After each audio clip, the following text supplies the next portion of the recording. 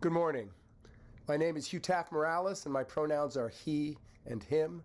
Thanks for joining us here for the Philadelphia Ethical Society Sunday program. Before I share reflections on today's topic, which is the beloved community, in honor of Martin Luther King Jr., I want to thank all those who have taught me about fighting racism. Many of my teachers are descendants of people from Africa brought to this continent against their will. They've taught me how to better understand and deconstruct racism as it arises in my mind and in the world around me, and how it arises in thought, action, policy, and systems. I thank them for the conversations and the writings that they have given to me. I'm especially grateful today for the energy, joy, and optimism my teachers bring to their work. When I'm feeling challenged, their example inspires me to remain positive. I hope that we, those of us at the Ethical Society and those visiting today, bring that positivity when learning about and deconstructing racism. I also want to acknowledge my position of privilege, personally and institutionally, and the responsibility that it places on me. As a white man born into comfortable economic circumstances, I know that the advantages given to me through culture and resource distribution is due, in part, to the oppression of people of color for over 400 years. I've tried to use whatever privilege and power I have to help build a more just society. I invite you all, those like me who have inherited positions of power, and those of you radically different from me, to join me in the lifelong commitment to deconstruct racism humbly and joyfully. I hope you find the words I share today useful. One of our deepest desires as human beings is to connect. As a humanist, I find that that desire arises as a yearning to connect with people. It manifests in many ways, through a love for my life partner and my children, through lifelong friendships, meeting new friends, and through my connection to the Ethical Society, to all of you, and through a respect for all living things. Unfortunately, in our world today, the desire for connection often takes the form of tribalism, of connecting with one group by demonizing other groups. And too often we experience human beings, we experience ourselves becoming isolated. And because we're lonely, we think that we should join a team or a movement or political party. And unfortunately, too often it feeds off of and generates animosity towards others. Sometimes we feel that we grow closer together by making enemies. And in these cases, tribal extremism wins out over universalism, and polarization shatters unity. Now, promoting the idea of a beloved community today can seem naive or overly idealistic, like the pursuit of a warm and fuzzy oneness with all. Some argue that those promoting the beloved community are blind to the complications, competitiveness, and harsh realities of life. The phrase beloved community brings to my mind a series of paintings by Edward Hicks known as Peaceable Kingdoms. Each of these 62 versions depict many animals coexisting peacefully. Some think the series was inspired by Hicks's role as a Quaker minister, in which he promoted pacifism and love. Hicks referred to the Bible, Isaiah 11, 6 through 9. Then the wolf shall be the guest of the lamb, and the leopard shall lie down with the kid, and the calf and the young lion shall browse together, with a little child to guide them. The cow and bear shall be neighbors, together with their young shall rest. The lion shall eat hay like the ox. The baby shall play by the cobra's den, and the child lay his hand on the adder's lair. There shall be no harm or ruin on all my holy mountain. Well, cynical realists, less filled by the inner light than Hicks, might point out some problems with these images. Most likely, if you gathered predators and prey together, you'd end up with a bloody mess. And human beings can make bloody messes too. A few of the Peaceable Kingdoms works portray in the background William Penn signing a treaty with indigenous North Americans. As noble as Penn's efforts were to maintain peace, we all know the ultimate fate of many First Nation people, crushed under the genocidal boot of colonialism. Even Hicks's personal idealism began to crumble under real-life pressures. Professor John Coleman wrote about how, as Hicks grew older, sectarian strife divided Quaker communities into hostile camps. Like animals gathered together, the Quakers began to, quote, snarl, raise their claws, threaten to break out of the harmony of the peaceable kingdom. During the first 70 years of U.S. history, many utopian communities came and went. The year before Hicks died, Brook Farm was founded outside of Boston by Sophia and George Ripley, both members of the generally optimistic Unitarian community. They tried to create heaven on earth. As contemporary Unitarian Universalist minister Carl Gregg explains, mornings at Brook Farm would involve singing compositions of Mozart, and afternoon chores would be interrupted by group readings of Dante. Unfortunately, according to Sterling Delane, in his book, Brook Farm, The Dark Side of Utopia, soon desperation came from unrelieved financial pressures, the loss of faith in Brook Farms as leaders, and the class antagonisms that often smoldered beneath the surface of community civility. Few at Brook Farms knew much about farming and management, and often idealistic dreamers ran afoul of practical realities. Today, with lots of practical realities involving financial pressure, loss of faith, and social antagonisms, is utopian faith even possible? Can we still heed Martin Luther King Jr.'s call to build the beloved community? Well, let's explore how King might have answered these questions. The term beloved community was most likely introduced to King through the 19th century American philosopher Josiah Royce. Royce's works were popular at Boston University School of Theology, where King was earning his PhD. For Royce, the beloved community was, quote, a spiritual or divine community capable of achieving the highest good as well as the common good. In 1913, Royce proclaimed, "My life means nothing, either theoretically or practically, unless I am a member of a community." Now, while that's perhaps a little hyperbole, for even, I think, isolated individuals can find meaning in life, Americans do too often forget how fundamental community is to building a meaningful life. Royce was one of many philosophers warning us about America's toxic infatuation with individualism. The myth of the self-made man and worship of individual liberty were insufficient for America to flourish. We need to strengthen our web of relationships, which is one reason why, as World War I was breaking out, Josiah Royce co-founded the Fellowship of Reconciliation, a movement that Dr. King would later join. So too would the husband of Philadelphia Ethical Society member Rhoda. Her husband, Ray Gould, was a fundraiser and public relations officer for the Fellowship of Reconciliation. Now, it's important to note that Royce evolved from idealism to a more pragmatic approach, and the ethical and practical consequences of philosophy is what mattered to him.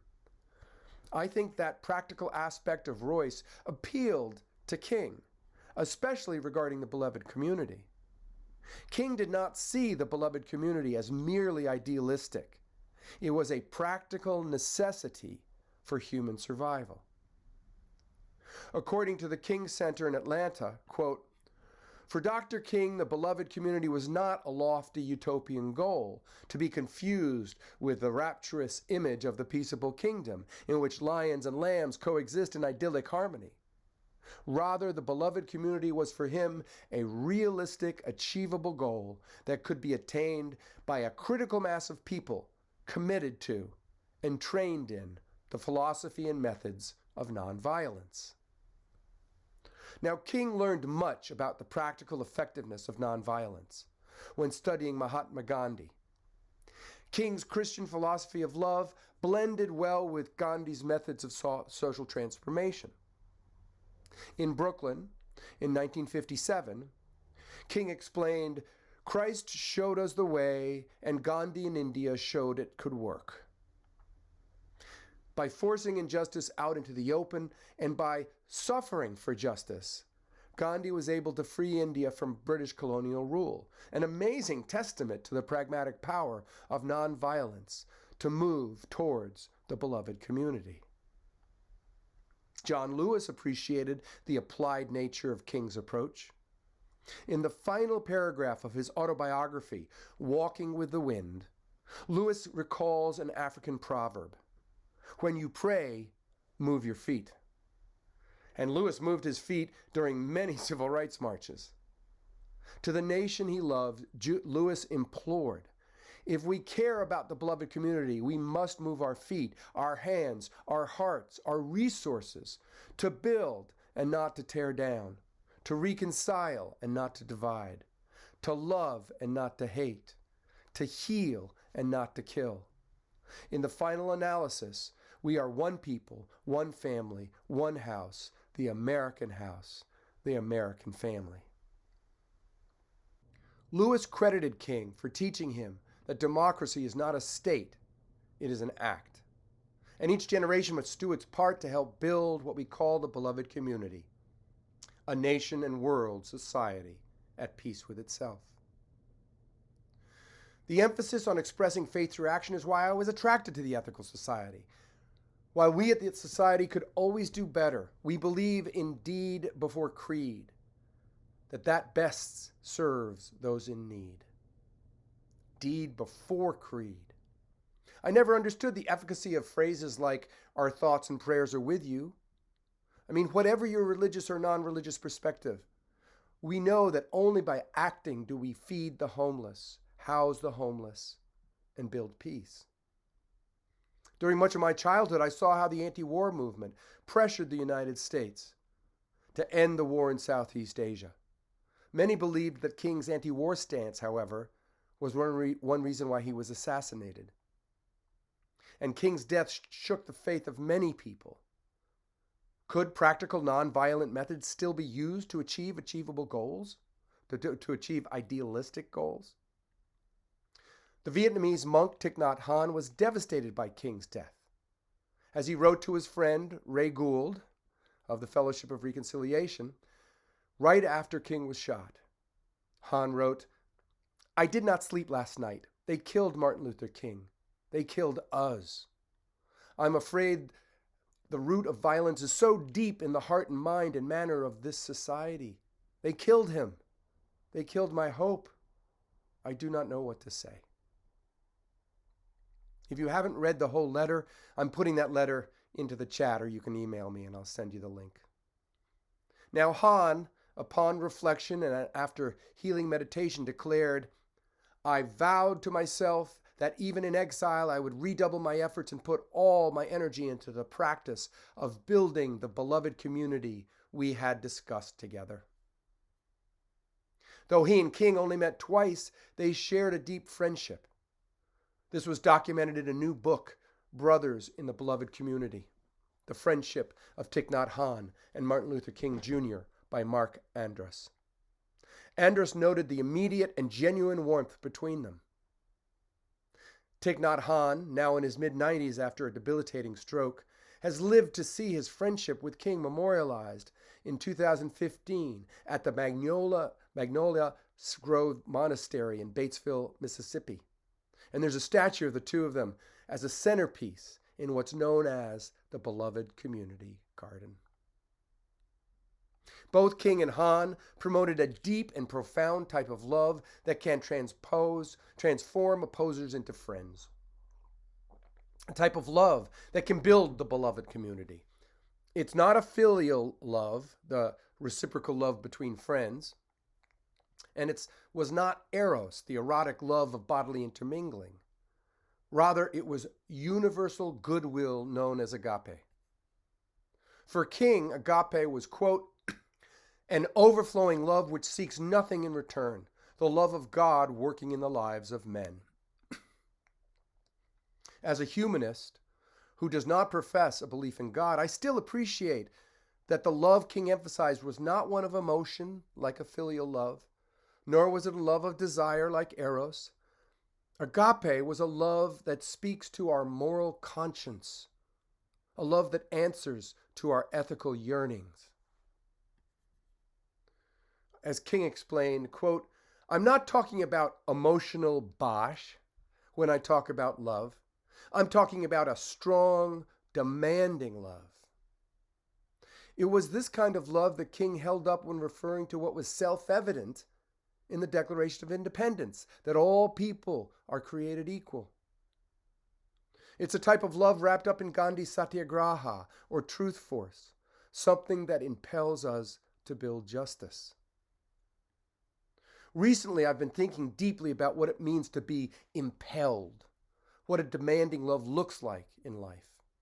I ask because I'm finding that when building the beloved community, I experience much negativity.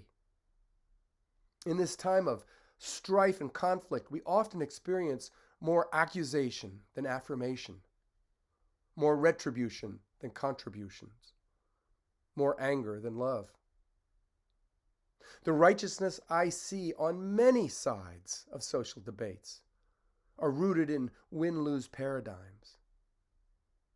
I fall into that sometimes. Many all who proclaim godly intentions or righteous crusades are driven by what seems anger or an angry God.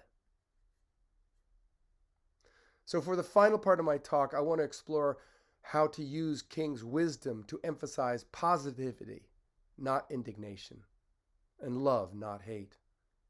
And this involves more holistic, emotional, and relational aspects of life. As I explored the emotional and relational tools necessary to build the beloved community, I noticed that many of my teachers are women. While I wrote this talk shifting from head to heart and from reasons to relationships, I was helped by 3 women, bell hooks, Buddhist teacher Tara Brach, and Tandaka, a Unitarian Universalist minister. I only recently became aware of Tandaka's contemporary approach to affect theology, which grounds religious faith in feelings. Backed by neuroscience, Tandaka emphasizes how emotions are fundamental to committing to the beloved community. She also emphasizes positivity and explicitly discards sin and shame as tools for personal or societal growth. Back in 1999, Tandaka called out the Unitarian Universalist Association for relying on original sin in its anti-racism work. For her, what is more important is compassion, care, and love. Too many white Americans, she explains, have placed shame in the center of their racial identity. This negativity disempowers people and throws down roadblocks to becoming effective anti-racism activists. Though I'm just beginning to learn about Tandaka's work, I'm struck by its positive approach to this difficult issue. As she explains, liberal faith begins with transformed and uplifted feelings that exalt the human soul and let us love beyond belief. She hopes to use love to transform what Emerson described as corpse-cold churches into, quote, sanctuaries that warm and elevate the human spirit and inspire folks to stand strong on the side of love. As an ethical humanist dedicated to deed before creed, I'm drawn to the concept of love beyond belief. Can Tandaka's approach help us in ethical culture or society at large? Could it help as Tandaka suggests, liberate us and help us better nurture our empathy? So often we judge others and forget to hold them compassionately. Tandaka urges us to learn to replace moral judgment with loving compassion. After all, she continues, all of us have made decisions and acted in ways that compromise our moral integrity. Let's not waste time on pointing out how we all fall short of our ideals. Let's focus on stoking the furnace of compassion and empathy and growth. Many ethical humanists, especially those of us raised to think almost exclusively with our heads, struggle to think with our hearts. But emotional intelligence is real. Tara Brach, a psychologist and author, spoke at the Washington Ethical Society, and I find her heart-centered approach useful. She shared an intriguing story about a conversation between the psychologist Carl Jung and an American Indian chief way back in 1924. The chief was relating his confusion about white people. He said, "They're always seeking something. They're always uneasy and restless. We don't know what they want. We don't understand them. We think they're mad." Jung asked why the chief thought whites were mad. He answered, "They think with their heads." Jung, surprised, asked, "Well, what do you think with?" The chief responded, "We think here," and pointed to his heart. Thinking with our head alone does not lead to deep connection with others. Unless we learn to connect heart to heart, our relationships with others can be clouded by difficult and unresolved emotions, fear, anxiety, uncertainty. Brach concludes, it's not until we evolve to use these good minds, but have them informed by our hearts, that we can have access to relatedness and beloved community. Is this love beyond belief? It would be a mistake to interpret this story as implying a necessary conflict between head and heart. There is nothing irrational about this quest, this craving to experience interconnection. I mean, even the intellectually brilliant Albert Einstein wrote about how the optical illusion of separateness distorts reality. This separation further isolates us. In Einstein's words, our task must be to free ourselves from the prison by widening our circle of compassion to embrace all living creatures in the whole of nature in its beauty. Interconnectedness is at the heart, is not some ephemeral pipe dream. It's part of lived reality. When we don't see it, it's because we're in a sort of trance, as Brach puts it, a trance which our self inside of is cut off, completely separate from all that is outside of us. Brach explains, you can't see the reality of another person when you're feeling separate. So what happens when another is unreal to us is that the more stressed we are, the more unreal the other becomes. And the more unreal the other is, the more we can violate them. Over the centuries, when violation of others has occurred across racial lines, the othering of those different from us racially has become ingrained in our psyches and in our systems. It's why we stumble in trying to navigate racism. It keeps us from realizing King's vision of the beloved community. In a section of her website called White Awake, Tara Brach suggests that overcoming the illusion of racial separateness requires moral imagination, the ability to aspire towards reconciliation. She writes, what it speaks to, for me, is the aspiration that we wake up from that which separates us, and, in particular, that we wake up from the suffering of racism and live together in a way that's truly respectful, loving, and equitable. That perspective does not require us to overlook history. It doesn't mean that we have to ignore real differences between people and groups. In fact, building the beloved community requires authenticity. we must acknowledge our different experiences and backgrounds. This was a precious lesson given to us by the late great black feminist Bell Hooks, who died on December 15th. In her book, Killing Rage, Ending Racism, Hooks explains, beloved community is not formed by the eradication of difference, but by its affirmation, by each of us claiming the identities and cultural legacies that shape who we are and how we live in the world. I don't think we should trade authenticity for superficial unity. We shouldn't sacrifice real and deep relationships just to all get along. Professor Marcia Riggs of the Columbia Theological Seminary warns us not to think that King embraced a naive colorblindness. While he wanted us to reach a point where we could have our character judged not by the color of our skin, we don't get there by ignoring our authentic identities or power differentials.